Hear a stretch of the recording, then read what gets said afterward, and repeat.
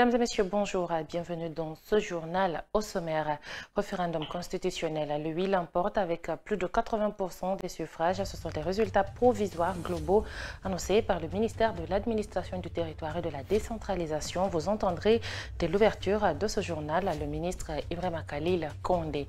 Et puis en quelques heures après la publication de ces résultats provisoires globaux, les citoyens saluent la maturité qui a marqué le scrutin du 21 septembre 2025. Réaction à suivre. Voilà pour les titres.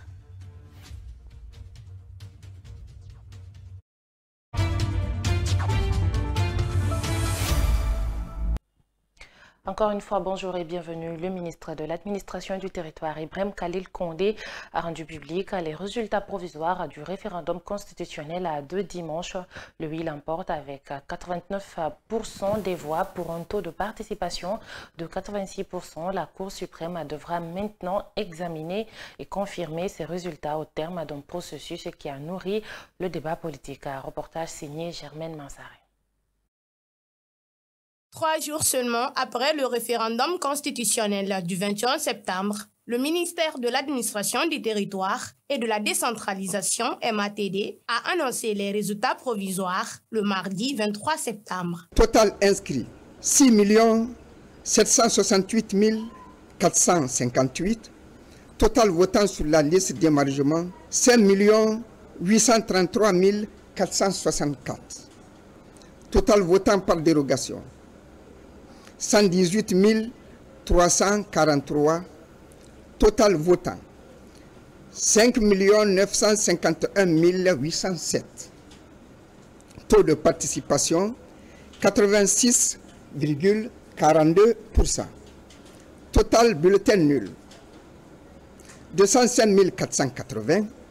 Suffrage valablement exprimé 5 746 327, soit 96,55%. Le ministre Ibrahima Khalil Condé a révélé que le oui a remporté une victoire décisive lors du vote du 21 septembre. Suffrage exprimé pour le oui, 5 135 951, soit 89,38%. Suffrage exprimé pour le non, 610 376, soit 10,62%. Chers compatriotes, conformément aux dispositions légales et réglementaires en vigueur, je déclare que le projet de nouvelle constitution soumis à l'approbation du peuple par voie référendaire est provisoirement adopté. Ces résultats provisoires mettent en évidence le fort soutien des électeurs à la nouvelle constitution, tant au niveau national qu'au niveau de la diaspora. L'annonce finale de la Cour suprême est attendue avec impatience.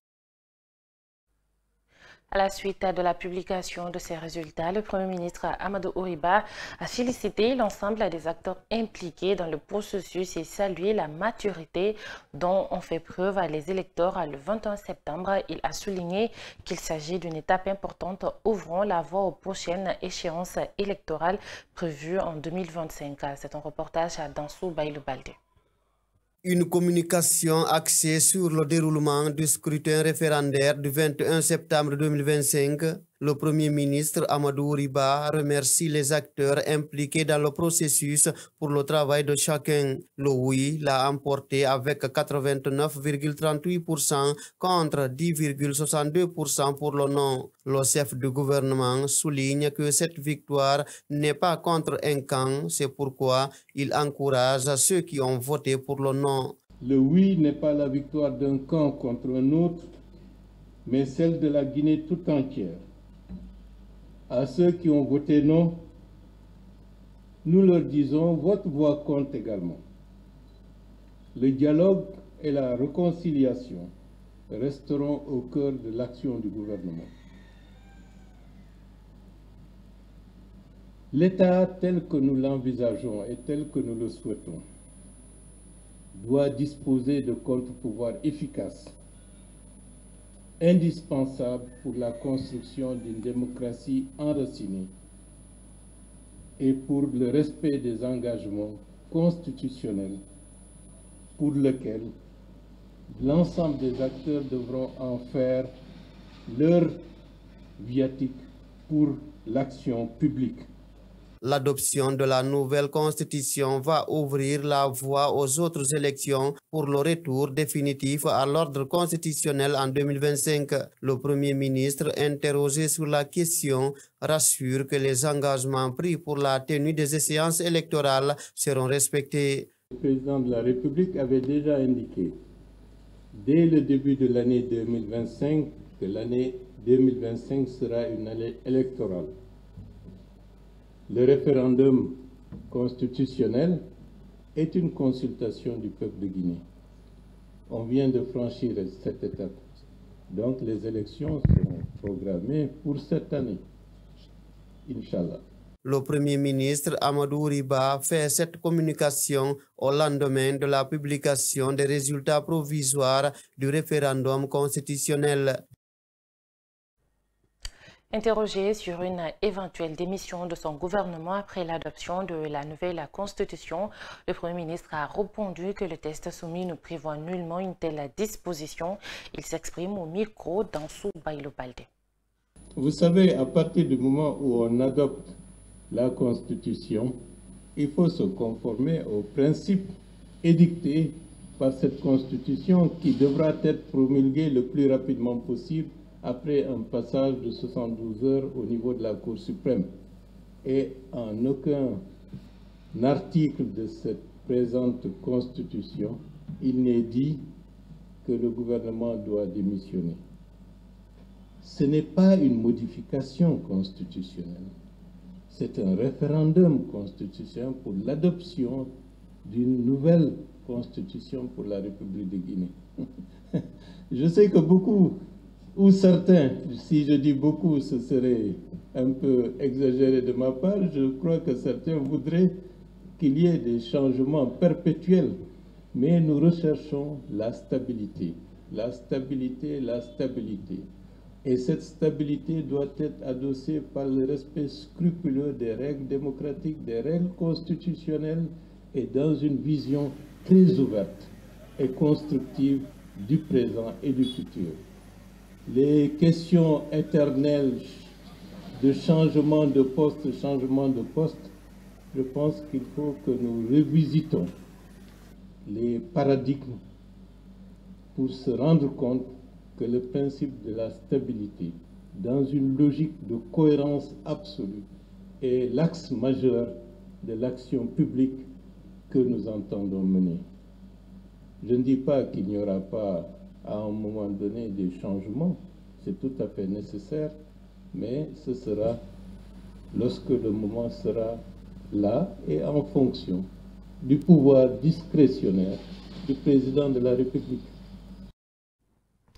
Quelques heures seulement après l'annonce de la large victoire du oui, place aux réactions dans les rues de Conakry avec un taux de participation qualifié d'impressionnant. Notre équipe est allée à la rencontre des citoyens pour recueillir leurs impressions sur ce moment charnière de la vie politique guinéenne, suivi sous micro-trottoir signé Michel Yomba Wendono et Bangali Kamara. Je suis ravi des résultats provisoires. C'est fantastique que le oui l'ait emporté. Mieux encore, tout s'est déroulé sans problème, comme nous l'espérions. Ce processus sans heurts est exactement ce que nous voulions.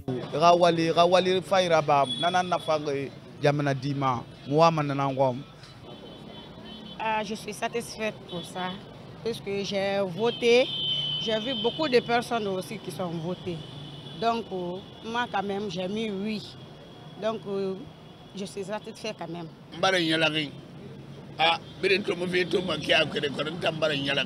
Je me sens bien, même s'ils ne sont pas toujours d'accord. C'est merveilleux de voir que les choses se passent bien. D'après ce que je peux voir, cette constitution est une étape importante pour nous. Continuons sur cette lancée. Ma réaction pour ça, je félicite l'ensemble du peuple de Guinée. Je n'étais pas dans les bureaux de vote, mais je savais à l'avance que le oui allait remporter. Et pour finir, accident ferroviaire. Ce jeudi matin, une femme a tragiquement perdu la vie après avoir été percutée par un train. Le drame s'est produit entre Simon-Boussia et Anko 5. La mort de la jeune dame a plongé le quartier dans la consternation. Le récit de Michel Yumba Wendono et d'Ansou Baïlo-Baldé. C'est une dame qui venait d'un autre secteur, un autre quartier, c'est-à-dire celui du secteur Simon-Boussia. Maintenant, à 6 heures, d'après sa famille, qu'elle avait un rendez-vous. Maintenant, c'est dans ce cadre-là qu'elle s'est levée tôt pour aller à ce rendez-vous. Maintenant, c'est sur cette route-là, arrive au niveau du rail ici, le train venait quitter le port pour Fria. Maintenant, les enfants qui étaient à côté ont crié au nom de la dame pour l'avertir sur la venue du train. Malheureusement, elle n'a rien entendu et n'a rien compris. Et c'est comme ça que le train lui a broyé. Et voilà, c'est la fin de ce journal. Merci à tous de l'avoir suivi. Bon après-midi à vous en compagnie de nos programmes et services. Au revoir.